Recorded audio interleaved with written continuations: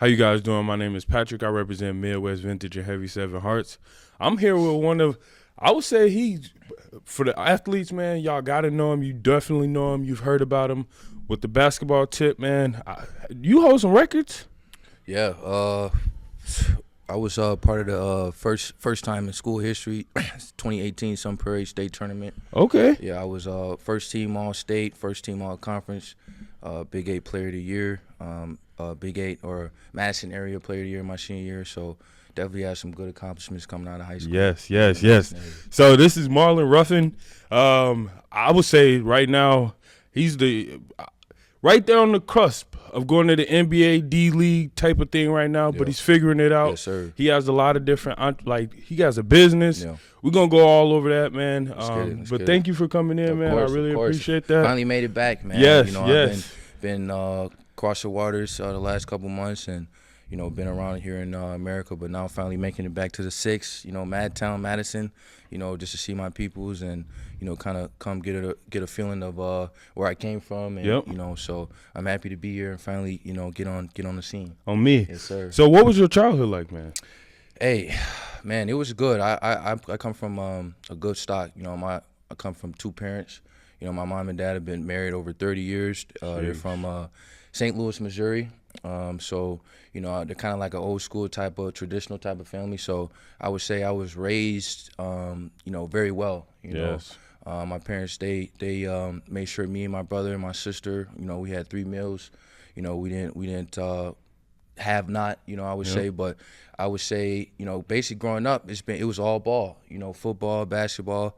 I'm originally from the east side, around grew up behind the Easttown Mall, around Milwaukee Street. So growing up, it was all ball, man, playing ball, football. I was way back with Madison or NESYB. Yeah. Before it was Badger Sporting Goods way back when. But that's kind of it, man. It was all ball, really. And what got you into sports? My dad, man. Anybody knows Mr. Ruffin? He's a big basketball head. So, I guess as soon as I got out the womb, I had a basketball in my hand. So it was always, like I said, always playing sports, always playing ball. So, really, it started with my dad bringing us to me and my brother, really to the Boys and Girls Club and the East YMCA to work out. But it was good growing up. It was all ball, like I said, all ball.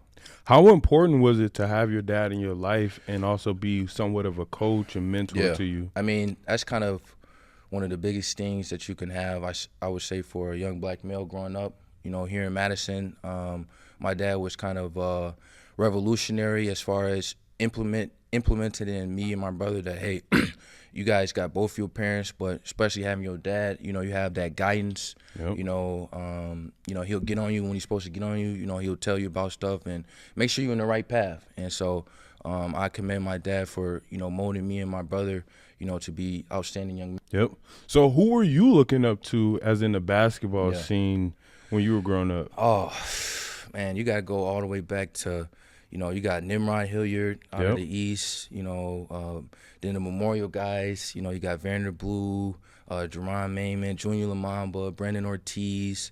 The list goes on, man. But I would say really growing up was definitely the East versus Memorial games. I remember when that East versus Memorial when Nimrod stole the ball and he laid the ball in. I remember the games back then was just so different. You go to the JV game and it's sold out. The whole gym is sold out. So I would say kind of seeing those guys growing up and from Madison, from the Madison area, and it was good to see how they made it. Like I said, Nimrod and Vander Blue Vander Blue really was one that kind of idolized. He was big in the city. So just those guys, man. It's kind of from the Madison area and kind of did what they did and went on to play college ball or professional or overseas. So I kind of basically looked at myself as going on the same path as they did and seeing how they came through.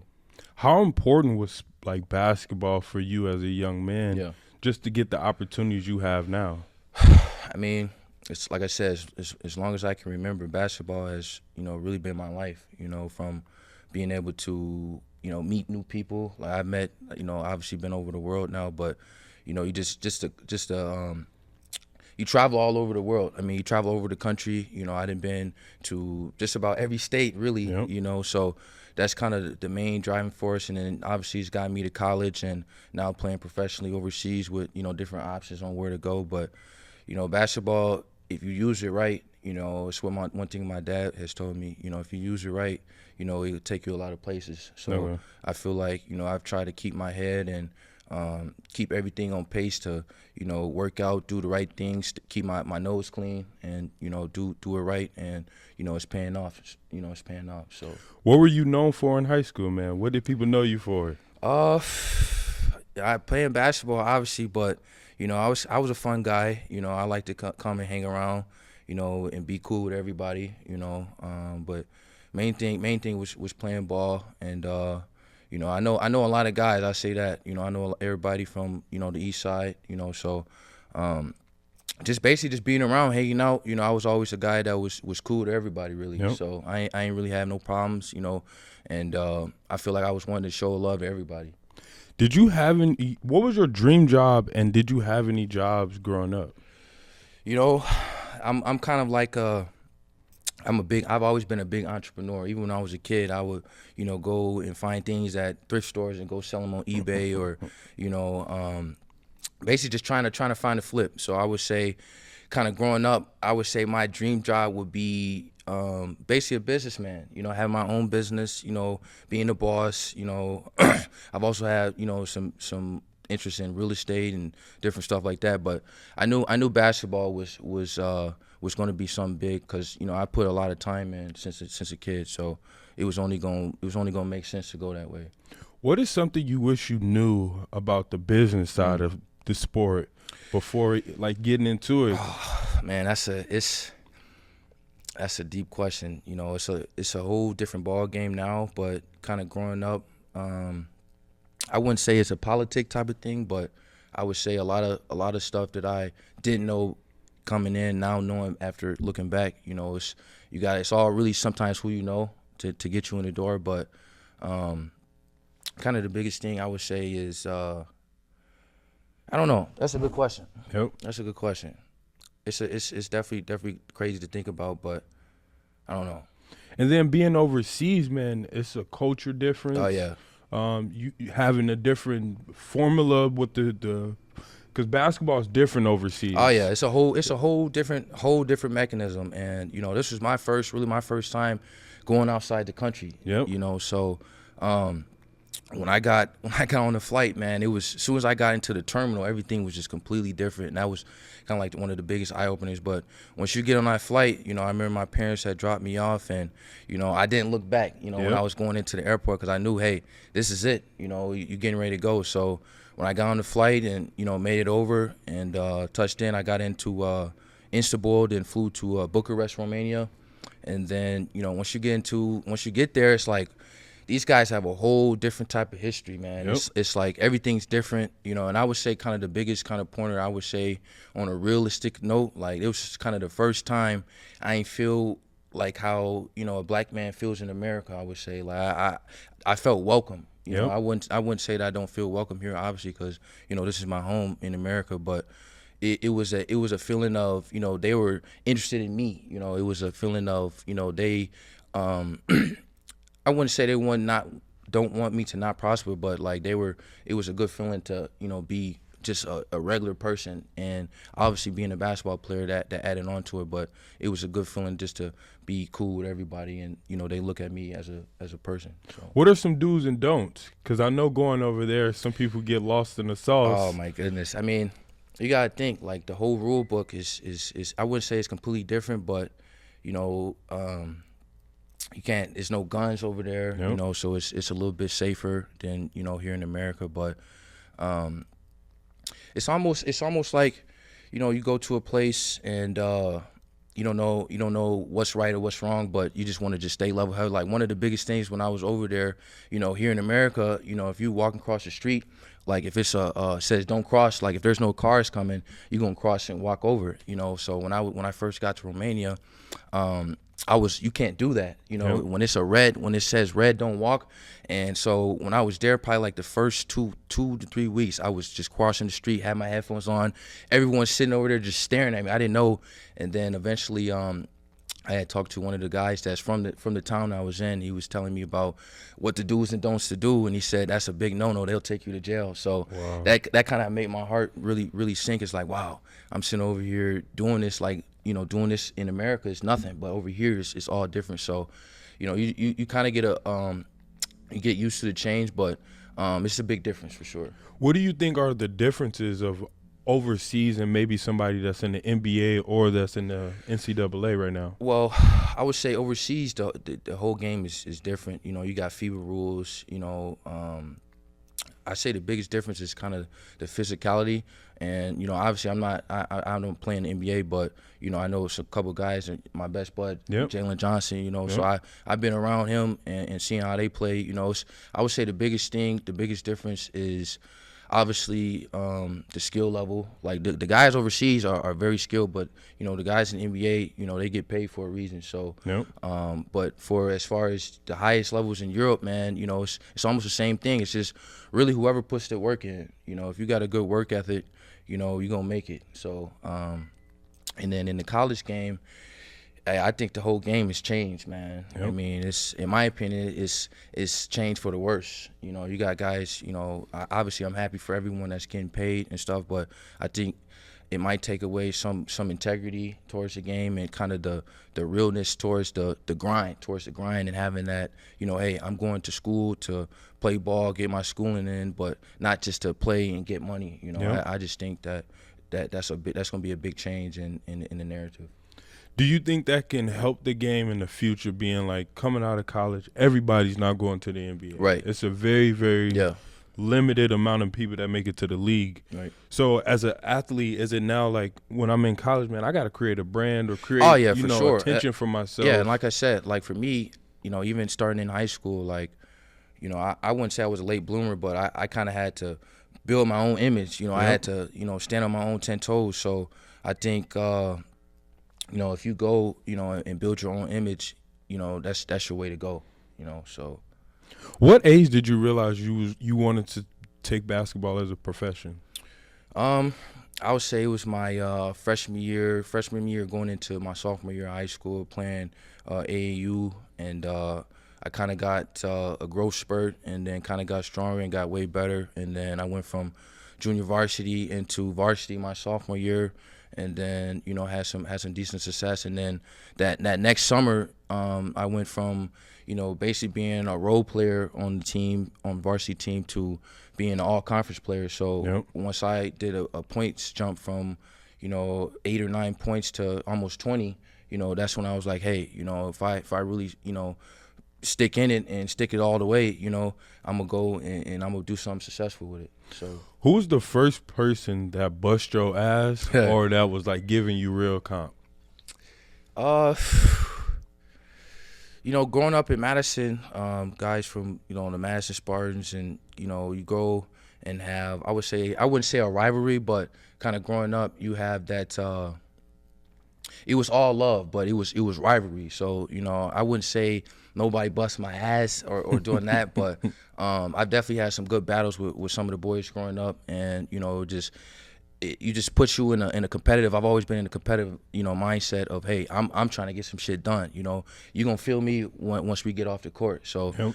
kind of the first person to bust my ass. I can't really put a pin on it right now, but, you know, I definitely had some guys where, you know, I would say they're awesome players, they're good players for sure. You know, so I don't never want to knock anybody, but I'm always gonna feel like I'm gonna do what I'm supposed to do to get the job done on the court. So. How important is AAU for like the younger kids, being like, now I'm hearing playing 5 or 6 games in a day? Right. Is that necessary, or is it like too much basketball? Hey, now kind of looking at it on a health situation is not good, you know, because for us, you know, growing up, it was like that every weekend, 2, Yep. 3, 4 games a day. You know, you playing at 8 a.m. You know, the last game is 9 till 7 if you go all the way. So Yep.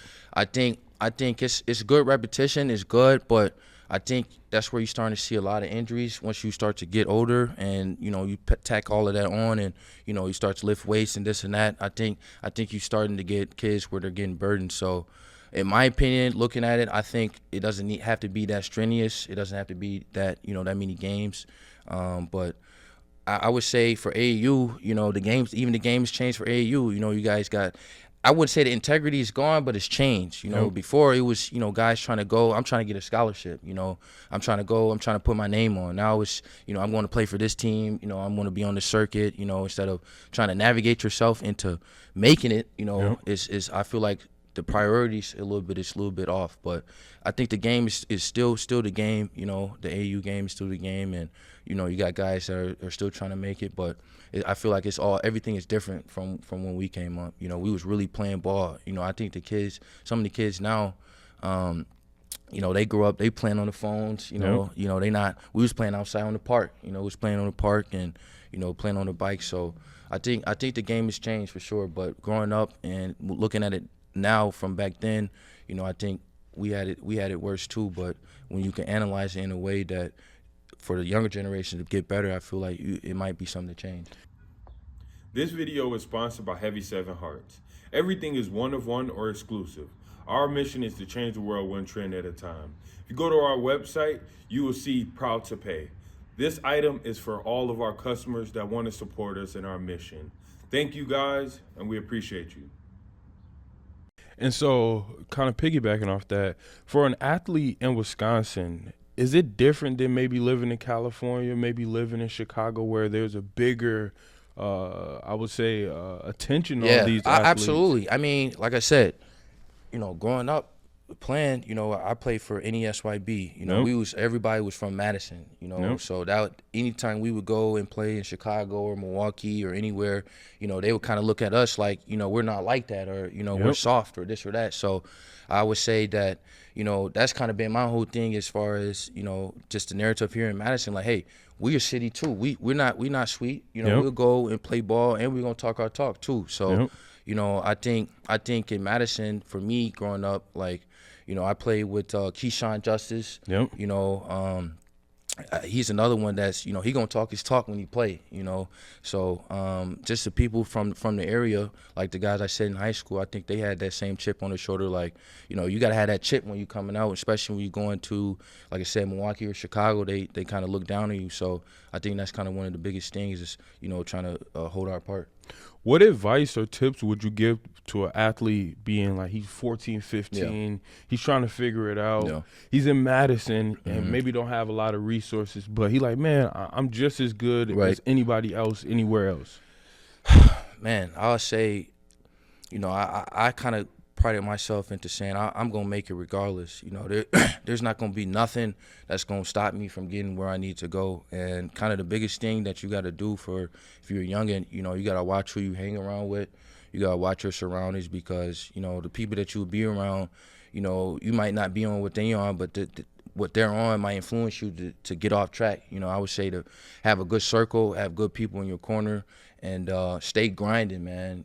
Here in Madison, whatever you got going on, just stay in the gym. That's what I tell anybody that's that I still look and talk to, that's growing up, like a little Chris. Yes. Oh, that's another one. I was overseas checking him out. I mean, in my opinion, Lil Chris was gonna make it regardless, because he comes from good stock. I remember playing against East. He's a little kid, with his dad. Obviously, Big Chris Davis, is a legend. Another Madison legend. Played at Whitewater. So, seeing Lil Chris, prosper and progress, I just say, stay on track. You knocking at the door to, really touching a lot of money, even into college now. The game has changed. So.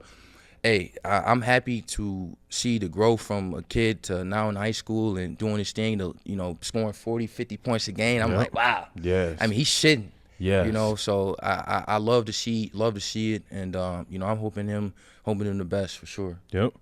And so, how would you describe your style, like your game, man? Yeah.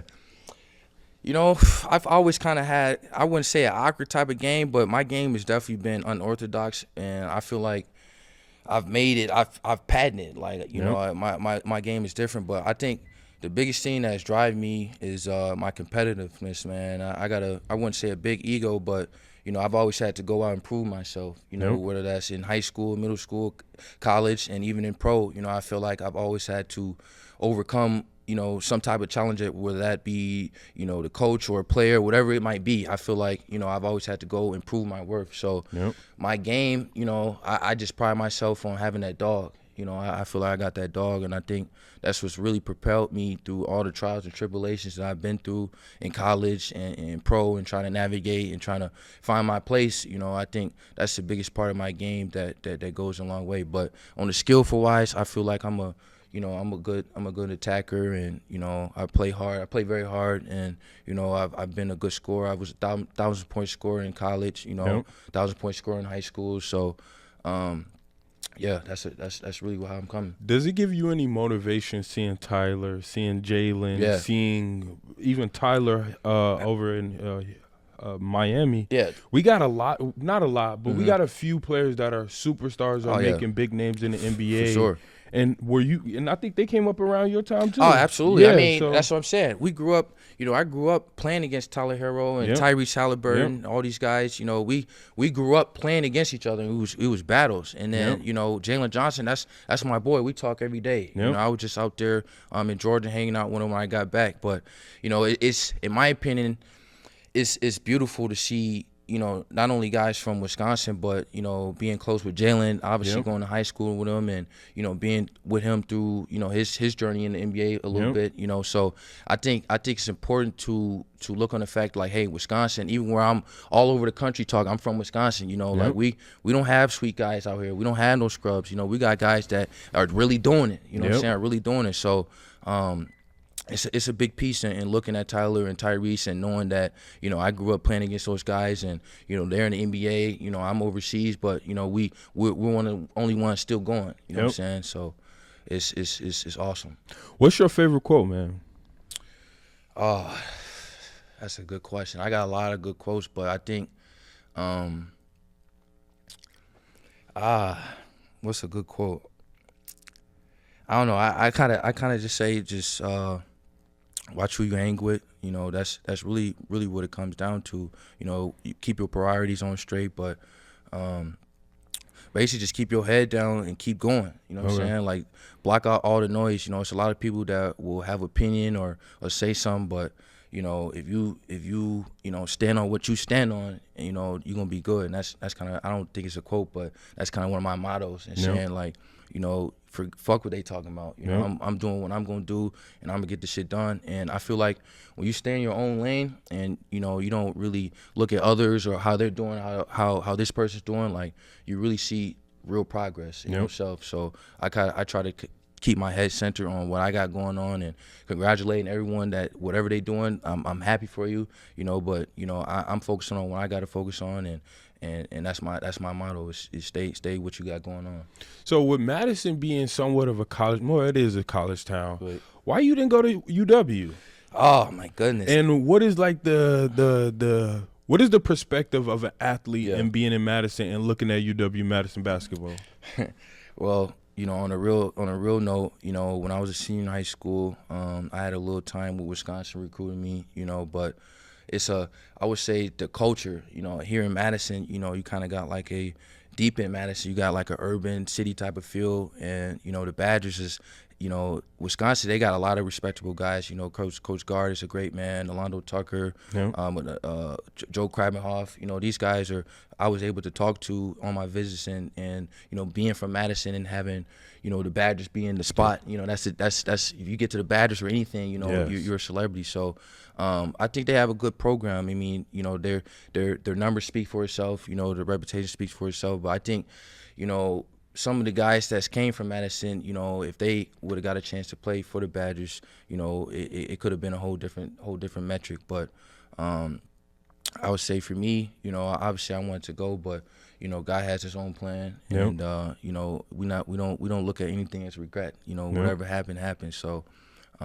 Kudos to Wisconsin, for having, outstanding seasons these last years and maintaining that notoriety of being a positive program. But I would say it's definitely definite talent in Madison, Yep. let alone Wisconsin, but here in the city that Yep. that could make some noise on the Badgers. Because for me, I'm seeing all their players transfer, Transfer. and I'm like, and that's the whole thing. That's the nature of the game now. You got guys that are moving around, and their biggest narrative, is money. Yeah. And and for we me, don't have that for the boosters. exactly, and that's the whole thing. For me, when I was coming through, I was in the transfer portal, but I feel like I had some legitimate reasons to go and navigate for myself, being for what's best for me. And that's what I'm saying. The game is changed now. You guys going to one school and then they're transferring to go to another school just for the money or just for this for that. But I wouldn't say they're missing out on the grind, but I transferred too. But I feel like I had legitimate reasons to go.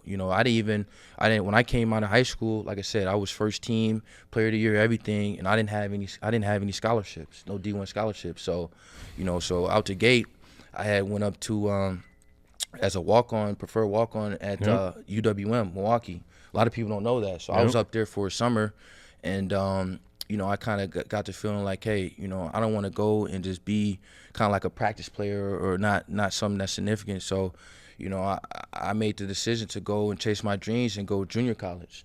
So I went down to Highland Community College in Freeport, Illinois. And so I was down there with Dang Dang. Another Madison legend. I grew up with Dang, him and Mandela. Great guy. Great guy. I mean, their family's beautiful. Yes. Beautiful family, well respected. Yes. I love them. Yes. I love those guys. So, but I was out there with Dang, so he kind of took me under his wing because he was already at Highland doing his thing, and then kind of the biggest thing for me was the coach, Coach Chad Boudreaux. He's a legend in the game. He was the first guy I feel like that kind of really had me as far as a coach. He made sure I was good food wise, money wise. He taught me the D1 game on what I was moving next, on how to talk to people, how to talk to the media, how to do everything. So I would say when I went down there, that was kind of the biggest thing that got me to D1. So I went from there and obviously went into D1. So. What are some important lessons that you've learned within basketball?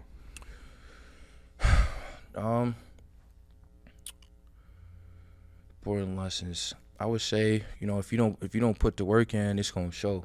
I would say that, what you put in is what you're gonna get out. And in my career, like I said, I've always had to, in my opinion, prove myself. So that's come with putting in work. And I would think nowadays with social media and this and that, a lot of guys just go, in my opinion, do stuff for the video or do this for the picture. But I grew up playing at the YMCA. My dad took me and my brother to play on the south side, the Boys and Girls Club, in the mornings on the Saturdays, playing with all the old heads. So And so with your business, if you could tell us a little bit about it. That's another thing with being obviously moving forward in my life and moving up in professional basketball and, obviously getting money a little bit now. So I'm trying to branch myself into other narratives for whenever the ball does drop. And so I'm trying to dabble into real estate. I'm in the stock market. I've done some e-commerce, but kind of the main thing I'm working on right now is called Oasis Recovery.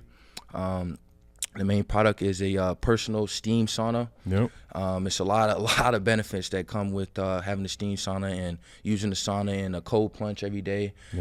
So I'm working with suppliers now to I already got the website up, buyoasisrecovery.com. You can go and buy a unit. It's less than $300. I wanted to put out a product that has an athletic background, but that can help people, you know what I'm saying? And I think the pricing, under $300 to have, a sauna in your house. I mean, you have in your house, in the basement, and on the balcony, you can't beat it. And I think it helps out people that can't go out and buy a $3,000 sauna and to have in their crib. But when you go on there and you see the website, you can, I have all the benefits and the health benefits and everything that goes along with it. So what made you go into that though? You could have went into anything. Yeah. What made that product be the one? Well, like I said, like I've always been, I would say trying to be like I'm a hustler. Yep. I'm trying to find something that can make me some money. Yep. So kind of in college, going into having business classes and learning about e-commerce and merchandise and talking to suppliers and this and that. I kind of wanted to have something that was that I can brand as far as being an athlete and being a pro and also helping people. But the main thing was being an athlete and trying to have some recovery. And my time going into at D1 in school, I would use the sauna in the steam room a lot. So that was kind of one of my main rehabilitation measures. So I wanted to go. I had the opportunity to figure it out and to get a brand for it. And so that's what I'm trying to do, man. I'm trying to put it on the street. Is there any athletes or business people that you follow or that you like, man, they really give me inspiration? I mean, so I've been, like I said, Jalen Johnson, that's my boy. I've been to LA a lot and been hanging around with him. His agent, Rich Paul. Yep. He's the Clutch agent, LeBron James agent. I've sat there and had a couple of conversations with him. And, one of the biggest things that stuck with me was talking with him. It's like he said he started out selling clothes out of his trunk. You know what I'm saying? So, and now he's worth multi-billion. So I just think if you got the hustle in you, you know what I'm saying, if you're going to go and try to figure some stuff out, try to make some money, if you keep on keeping on, you're going to eventually, keep going up. So. Yep. Have you had any moments where you're like, man, I wish I would have done this different or could have handled this one different? I think everyone has those thoughts, on a realistic humanistic basis. But I kind of pride myself or try to mold my mind into not trying to think about the past. Because I've learned when you think about the past, you get in a lower state of mind of I wish I would have did this, wish I would have did that. But what you gotta understand is what you go through and what it is what it is. So I don't even try to even think about if I would have done this different, this could have been different. But I just think hey, it is what it is. We trying to move forward, and I think for me, like I said, molding my mind to do that is I feel better at times. Other than thinking of, in the past. So. Yeah. And why I say that is me being a former athlete myself, after football, man, I didn't feel like I had a real purpose. Right. Yes. I was like, man, I'm a football player. Yeah. I know how to play football. Exactly. And becoming of course, you want to be other things, but just your identity just lies in being an athlete. Oh, and so now being a regular person, people treat you different. Yeah, and people look at you different. And that's a big deal, even with college athletes and former athletes, that after they get done playing, they don't the direction what's next. And for me, before I signed pro, it's a lot of downtime. Even when I was in college and in the portal, having that thought is like, hey, this has really been my life. This is me playing ball, playing sports. So I think that's a bigger picture that needs to be studied. When guys they play ball their whole life, and then next if they don't go pro, what's next? You know what I'm saying? So I think, for me, it's concerned is, just trying to stay ready and trying to have my mind on other things. But that's a big thing, I think, for people to think about is what's next. What is your 2-year plan, or is there anything you're working on that we should be paying attention to? I'm doing a lot of stuff business-wise, like I said, the branding and stock market and investments, but I'm still got dreams on a basketball court. Obviously, we're getting ready to I signed with a big agent in Europe that he's has Mike James. I don't know if you know Mike James. He's the all-time leading scorer in Europe. Okay. So I'm under good company. So basically just waiting out here, about to be on the phone and talking to GMs and, starting to talk new contracts and stuff. But, I'm trying to navigate wherever the ball takes me and wherever God takes me is really kind of the direction I want to go. But I want to go all the way, man. But I feel like inside I just got to let stuff happen. I think speaking about it is a good thing. But deep down inside, if you have that plan, you know what you want to do, you're going to go and get it. And I feel like I had that. So I'm trying to go and make it happen. So then I can go and look back and say, hey, I said it was going to happen. And can you have a lucrative career overseas and not even go to the NBA? Oh my goodness, you got guys that are making 6 figures, 7 figures. Obviously in the NBA you got way bigger numbers, but man, you can go overseas and make 6 figures. You can go and make $250,000. You can go over and make $1 million, $2 million, $3 million contracts for a season. You know what I'm saying? And it's no taxes over there. So all that money that you're getting, you bring it home. You know what I'm saying? So for me, if Europe is the direction that's the narrative for me, or if I have an opportunity to go into the league or go into the G League, obviously I'm gonna try to navigate which way we go. But my vision, if I go in Europe, I feel like I'm trying to go all the way to, touching those big contracts and playing for the love of the game still. It's, I had spoken on Keyshawn Justice, like last summer, I was out in Las Vegas for a European showcase, and he was out there for Summer League, and I was at the Wynn Hotel on the Strip,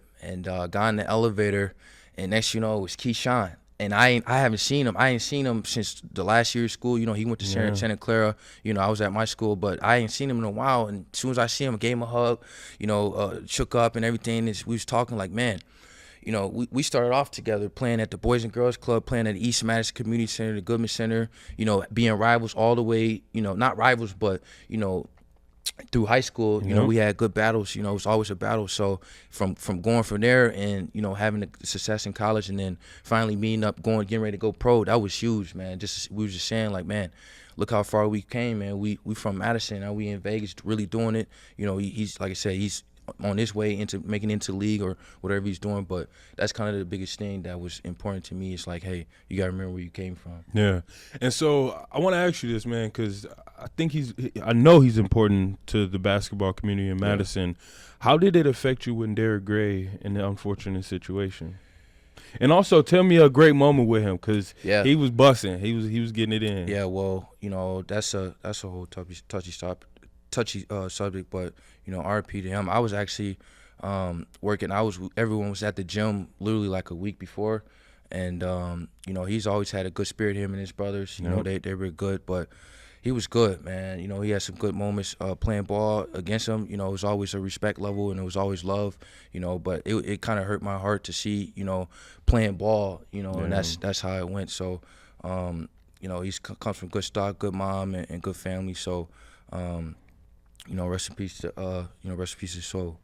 But he was one of those ones that I was like, man, he was D3, but bro was he giving was nasty. it to he was them. nasty. He was nasty. I remember watching him when he played Wisconsin. Yes. He gave him 20. Yes. I'm like, hey, this is what we do. Look at all the talent we got. You know what I'm saying? He's from Madison bred, and he continue on into college and made progress, and it has impacted a lot of people. Yep. And has inspired, I would say, other people that are really close with him to keep on in their realm. You know what I'm saying? So yeah, I feel like he was one of those players. No matter what level he was at, he could have played. He could have. Oh yeah, for sure, buckets. For sure. I mean, he was a good player. He was outstanding. Them in high school, they made it to the sectional final. Yep. They had a good run. So, he was an inspiration to the game. I would say in Madison for sure. And I think the legacy that's continuing on with them is beautiful. On me, what's your definition of success, man?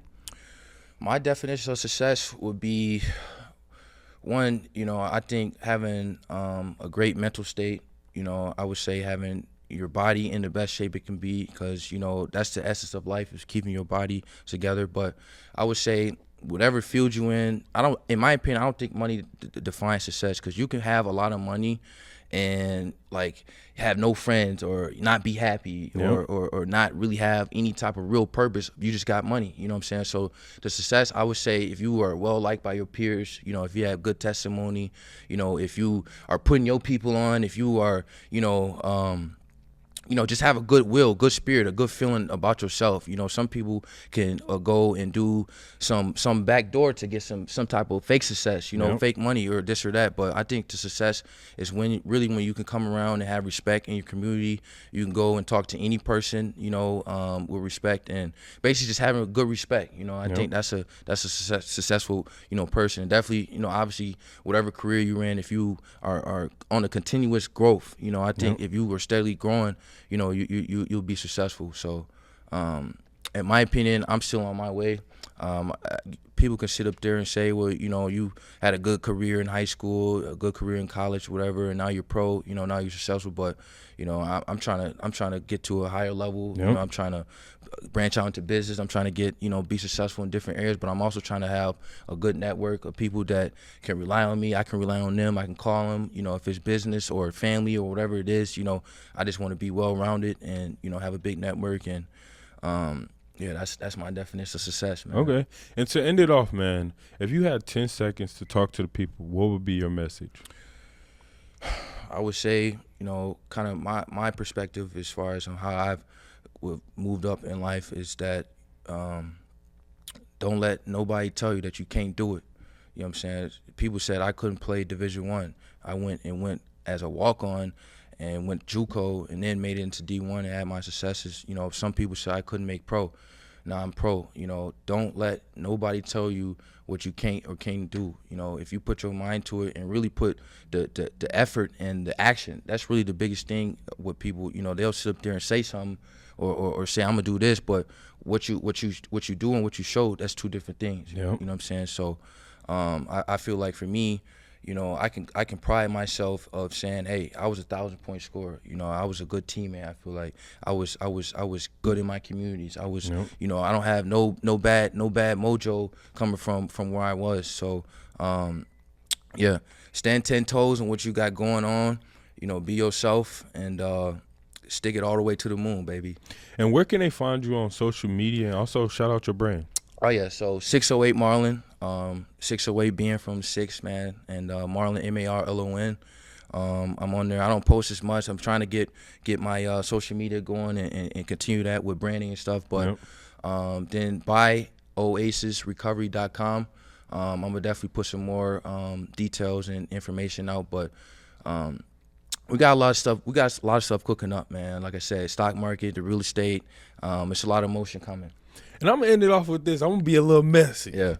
If we had a top 5 Yeah. all-time Madison team, who you picking?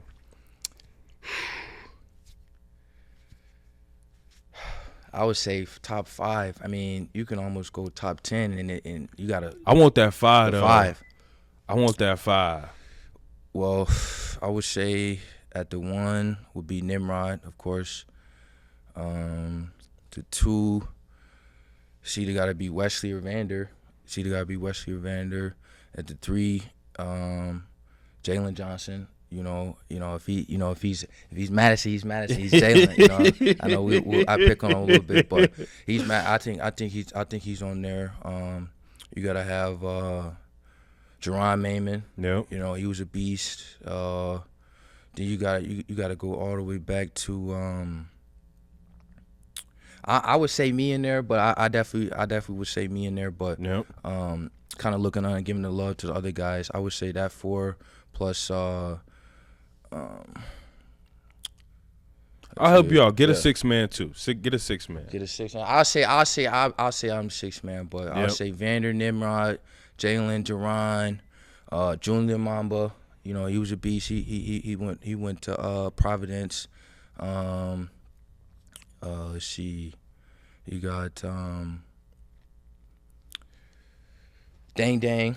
I say Dang is up there. Dang was a legend up there. Daryl Willis, Dalo, he was a beast. I say it's a lot of guys, but I would say that that kind of realm of guys is kind of the ones that I feel like have moved on outside. But who's your 5? Because you gave 5. me a lot. I know. I'm going if you around. running, bro, Right. who your ones? Who my ones? Okay, so I'm going them. Feel me? I'm going Vander. Yep. Then I'm going me. Yep. Then I'm going Jalen, and then I'm going Jerron. Okay, and you running that. And we running. Okay, all right. We running. Appreciate y'all, man. Thank you. Check him out, man. We're gonna be doing more. All right, then interviews. my fault. We got Keyshawn. Okay. I can't forget about Tig. You know, Yeah. Tigo was a beast. He's still a beast, man. He's still going, but I would say 1 through 10. Those names. All I said. That's the 10. You know. Okay. In my opinion, in my era that I grew up watching. You know, you got Corvon Gaines from way back when. You got Reese Gaines that I never seen. You got Chris Davis. All those guys. You know. So my era. I would say is That's your 5 game. You gonna stand on it. We gonna stand on it. We're gonna stand on it. Appreciate y'all, man. Yes, Check sir. him out. We're gonna be doing more interviews everywhere. New people. We gonna show you guys love.